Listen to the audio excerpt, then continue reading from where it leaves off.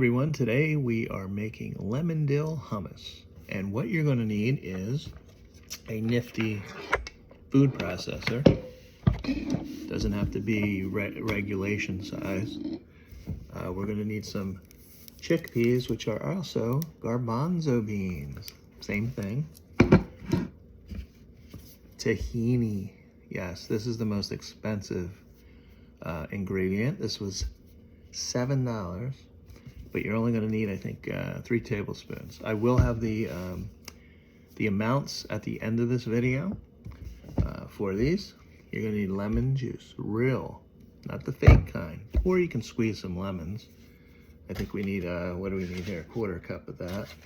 Fresh dill, not the shriveled up dried dill. And now it calls for turmeric for color, but I'm gonna add a little paprika, and a tiny bit of salt. So let's get going. So we're starting out with the chickpeas, and what you want to do is you want to drain the chickpeas or garbanzo as best as you can, and you're going to add them first. Then you're going to want to chop up this dill. Let's chop it up. And this is about 1/4 cup. I'm going to add that in there. You're going to add your dill. You're going to do a 1/4 cup of your, lemon juice. Try not to get it all over the place. 1/4 cup, you're going to pour that in there. And now you're going to do 3 tablespoons of the tahini. There's 1. There's 2.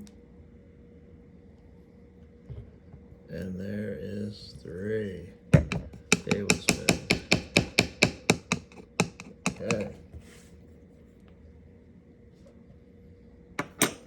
You're going to do a 1/4 teaspoon the paprika. So you're just going to add a tiny bit. That should be good. You're going to add a pinch of salt. A pinch. Maybe 2 pinches. And that should do it. You're going to put your lid on. Your processor here. On, you're gonna plug her in.